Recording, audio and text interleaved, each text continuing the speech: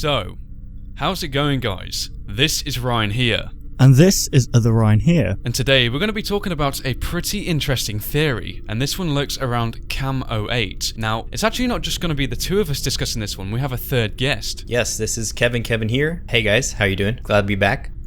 Awesome, man. Yeah, it's great to see you on one of the talks with us. Basically, Kevin's been around with us for a long time, and he's actually got some great theories, so we thought we may as well bring him on the show. You guys can check him out. His link will be in an annotation on the screen throughout this video, so be sure to do that. And without further ado, let's jump straight into this topic. So, the big concern with this one is actually the marionette in this shot. Now, I think a lot of people, when they first saw this in the game, they didn't really think much of it, but the community started to think something's a bit strange here, because when you see the hallucination in the office, he's all burnt really, isn't he? And then when you compare it to what we see in Cam 08, he's actually in perfect condition. Yeah, he could possibly be like, because his reflections kind of say that he's actually there, if you know what I mean. Yeah, like they're casting on the floor that he's actually in the environment. It's not just kind of like he's a hallucination, like a wild hallucination. He doesn't actually exist in the environment. We know he's definitely there. Yeah, so why would Scott do this, have like a burnt out version, but a normal version also? Would this mean that he's still in the establishment? Well, it's interesting, and now we actually saw that somebody actually extracted some files from the Five Nights at Freddy's 3 executable. So we got a really clear image, as you're seeing right here on the screen, of what exactly he's doing. And I just want to draw your attention to the original image in Five Nights at Freddy's 2 of the puppet, and he's looking straight at us directly into our eyes. But notice, especially with camera 8, he is actually rendered out so that he's actually facing a certain direction. And what does he appear to be looking at down the hallway? The camera.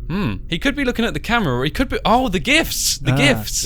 Box, okay. That's it. Yeah. The gifts. Wow. And what is the marionette, or what's a puppet most popular for in the Five Nights at Freddy's 2 minigame? The gifts of life. He gives the gifts of life. That's it. Yeah. Wow. Fantastic point. Yeah. Now, also notice this. If you look on the right side of camera 8 and the cleared up image, there's also the marionette or the puppet mask. Oh my God, that's also I was looking at that. I was gifts. just about to. I really wanted to pick up on this one actually. Yeah, because what does this kind of mean? It could. How can he be kind of in his full form right down the bottom of the corridor? Yet we've got a mascot on the wall of his mask. This could mean something like a duplicate, probably. They said in night 1, I believe, the phone guy actually says that there's loads of copies of these types of. I think he actually worded it cosplays. I think. Oh, I see. see. All the masks, yeah. So maybe that's just a fake one, and the one we're seeing in the hallway is actually the real one. The legitimate copy, yeah. And that's what I was thinking about, going back to your original video about the puppet is behind everything. He was in the first game, the second game, and now we definitely see him in the third game, making his presence extremely known. And he's the only kind of old classic animatronic that is perfect and intact. Yeah. So it's definitely, there's something very important about the marionette or the puppet. I think there's definitely a reason why Scott angled him to be looking at those gifts. You know, life. Kevin, I didn't see that until you picked out on it, and I think.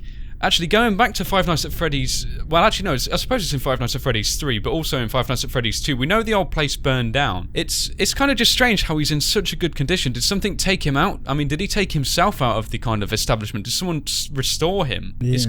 It's really unique. And isn't there's a paper plate hallucination where he can go on the wall as well? The puppet with the 3 buttons on the uniform, isn't it? Yeah. Yes. And a lot of the community's kind of speculated that this could be him. So he's still making his appearance in the office again to say he's still here. Well, the puppet's always been like a driving factor of Five Nights at Freddy's, I think, because in Five Nights at Freddy's 2, in the mini games, you know, he was pretty much in every single minigame except the Foxy one, and he was like the leader of the pack almost. Yeah, he would kind of lead the animatronics away, or when you're playing as him, you would almost create the animatronics, wouldn't you? Yeah, and in the minigames that we have in Five Nights at Freddy's 3, I think we play as the puppet, like restoring lives to people. So the happiest days, when you go to the very end, and you've got all the children there, we can tell that we are the puppet. So maybe what we're seeing there is the actual real life of give gifts, give life. Yeah, I speculated on this. Yeah, it's a very similar chain of events, but kind of in a different minigame style. Yeah. If you guys remember the whole give gifts, give life in Five Nights at Freddy's 2, basically you are the marionette in a small kind of squared out room. Now there's 4 dead children, and in each of these minigames you kind of do the same thing. You have to complete a series of tasks to kind of give the child the cake and make him happy.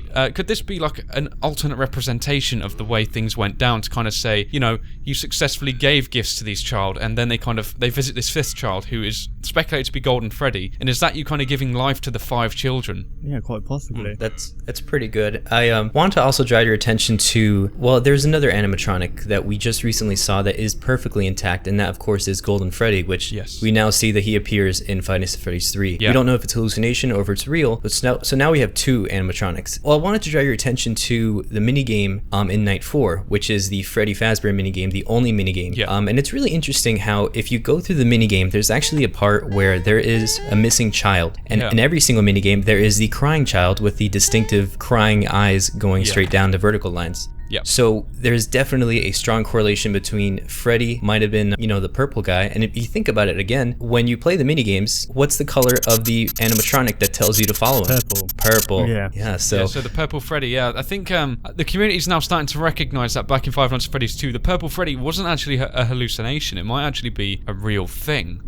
I think for another video as well, when we hopefully talk about this one, we need to understand why does it kind of appear in shots and move. That means someone's still in the environment. That maybe there's a link between the Five Nights at Freddy's 2 purple Freddy and the minigames that we're seeing. Maybe they kind of interlock with each other. Most probably, and I think another point I really want to pick up on now, which I found really interesting, is the kind of contrast between the Marionette hallucination as I said, in contrast with the Marionette stood in the hallway. Now when we see the Marionette stood in the hallway, he actually has no white eyes. Now when he hallucinates, when you have the hallucination, he's in your office, we have these frantic twitching white eyes that he seems to possess. That kind of confirms to me that the hallucinations represent things that are not there, because if he was in the environment and then all of a sudden he appears in your office kind of 5 seconds later after you see him, why is he all of a sudden got these eyes? Why is he so kind of damaged and stuff? It just doesn't make sense. And in Five Nights at Freddy's 2, he was one of the only non-animatronics to have the kind of white eyes, wasn't it? And that was a very distinctive feature of him. And that's why you believe definitely that he was possessing all the animatronics. And it's just kind of like the white eyes now, all these hallucinations seem to have. It makes you think, who's driving this? Is it still the Marionette who's kind of driving these things now? And I think another thing I really wanted to think about is if he is still alive and, the crying child was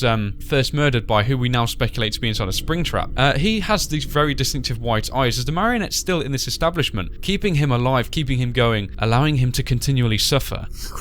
That's it, because he has the power of giving life, doesn't he? So maybe he brings him to life. So maybe he's restored his life and he will never let him die. That's why we always kind of see that I'm always here. Maybe the twitching that we see in the trailer could also be him being brought back to life every other night. I mean, we have to think, we play as the 5th child, and when that twitching starts to happen is just when he's first killed. So, and we already know there's a big link between this 5th child and the Marionette. So, I think a lot more research needs to be gone in that direction to really understand this properly. Yeah, definitely. Yeah, absolutely. And it's definitely a lot of speculation, of course, but just going back to the image, he's definitely looking at those prizes. I agree. And there's just too much coincidence. And as mentioned before, Scott doesn't do anything random. If anything. So everything has a reason. This definitely has a real reason why he's not burnt and he's not Phantom. That's a fantastic point, man. I really think that is probably one of the most crucial things we all need to notice. To be honest, I thought he was looking at the camera, but guys, if we understand he's actually looking at those gift boxes, that makes so much sense as to why they are placed in the corridor they are, and also why the Marionette appears in that specific corridor.